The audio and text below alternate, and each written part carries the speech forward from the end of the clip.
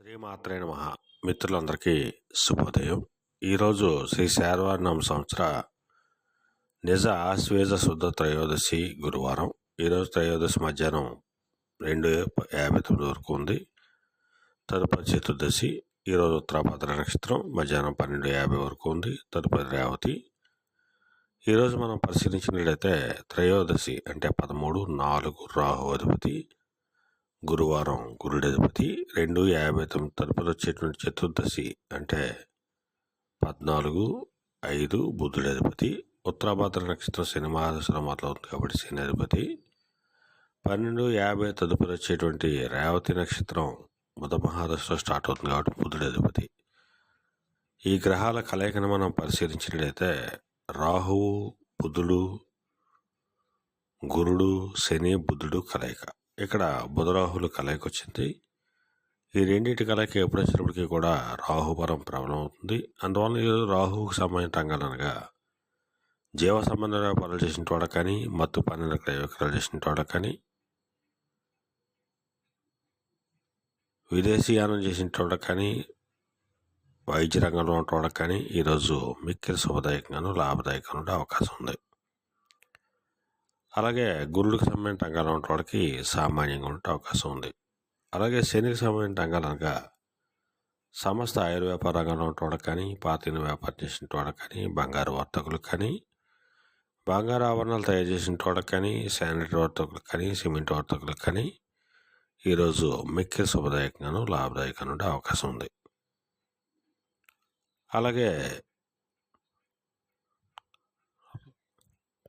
సంఖ్యాశాస్త్రరీత్యా మనం పరిశీలించినట్టయితే ఈరోజు అక్టోబర్ 29 గురువారం. 29 అంటే 11/2 చంద్రుడి అధిపతి, గురువారం గురుడి అధిపతి. సంఖ్యాశాస్త్రరీత్యా గురుడికి సంబంధించిన రంగాలు అనగా బ్యాంకింగ్ రంగంలో ఉంటోళ్ళకి కానీ, ఫైనాన్స్ రంగంలో ఉంటోళ్ళకి కానీ, మధురైనటువంటి వస్తువులు క్రయవిక్రయాలు చేసిన వాళ్ళకి కానీ ఈరోజు మిక్కిలి శుభదాయకంగాను లాభదాయకంగా ఉండే అవకాశం ఉంది. అలాగే చంద్రుడికి సంబంధించిన రంగాలు అనగా సముద్రయానం చేసిన వాళ్ళకి కానీ, సముద్రోత్పత్తులు క్రయ విక్రయాలు చేసిన వాళ్ళకి కానీ, వస్త్ర వ్యాపారులకు కానీ ఈరోజు శుభకరంగా ఉండే అవకాశం ఉంది. అలాగే ఈరోజు పంచాంగరీత్యా దుర్ముహూర్తం మనం పరిశీలించినట్లయితే ఈరోజు దుర్ముహూర్తం ఉదయం 9:50 లాగైతే 10:36 వరకు ఉంది. మళ్ళా తిరిగి దుర్ముహూర్తం మధ్యాహ్నం 2:26 లాగైతే 3:12 వరకు కూడా దుర్ముహూర్తం ఇవ్వడం జరిగింది. వర్జ్యం రాత్రి 2:03 అయితే 3:48 వరకు కూడా వర్జ్యం ఇవ్వడం జరిగింది. ఈరోజు పంచాంగరీత్యా ఈ రకమైనటువంటి ఫలితాలు గోచరిస్తున్నాయి. అలాగే ఈరోజు నక్షత్రాలు అయినటువంటి ఉత్తరాభద్ర, రేవతి నక్షత్రాలు ఎవరికి తారాబలం కుదురుతుందని మనం పరిశీలించినట్టయితే అశ్విని, మఖ, మూల ఈ నక్షత్రాల్లో జన్మించినటువంటి మన మిత్రులందరికీ కూడా ఈరోజు నక్షత్రాలు అయినటువంటి ఉత్తరాభద్ర, రేవతి నక్షత్రాలు అనుకూలంగా ఉంటాయి. అందువల్ల ఇప్పుడు చెప్పుకున్నటువంటి నక్షత్ర జాతకులందరికీ ఈరోజు శుభకరంగా ఉండే అవకాశం ఉంది. అలాగే ఈరోజు గురువారం.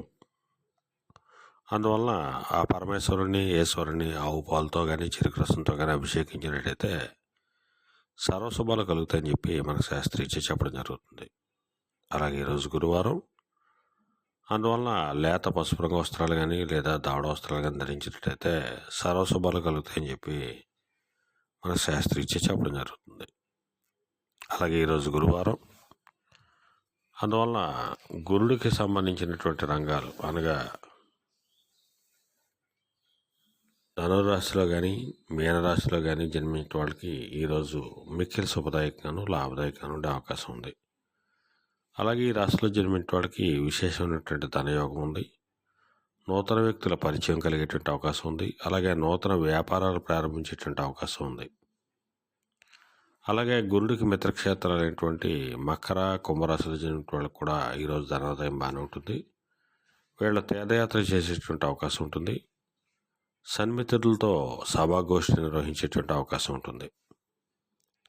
అలాగే గురుడికి మరొక మిత్రక్షేత్రాలు అయినటువంటి కర్కాటక, సింహరాశిలో జన్మించిన వాళ్ళకు కూడా ఈరోజు ధనాదాయం బాగానే ఉంటుంది. సంఘంలో గౌరవ మర్యాదలు పెరుగుతాయి. ప్రముఖులతో పరిచయాలు ఏర్పడతాయి. అలాగే గురుడికి మరొక మిత్రక్షేత్రాలు అయినటువంటి మేష, వృశ్చిక రాశిలో జన్మించిన వాళ్ళకు కూడా ఈరోజు ఆదాయం బాగానే ఉంటుంది. వీళ్ళకి పాడి పంటలకు సంబంధించి ఆదాయం వృద్ధి చెందేటువంటి అవకాశం ఉంటుంది.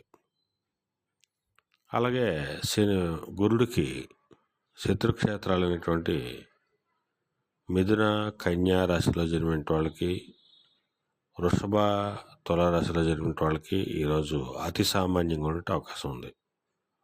అలాగే మరలా రేపు శుభోదయం కార్యక్రమంలో మరలా కలుసుకుందాం. అంతవరకు మన మిత్రులందరికీ మరొకసారి శుభోదయం.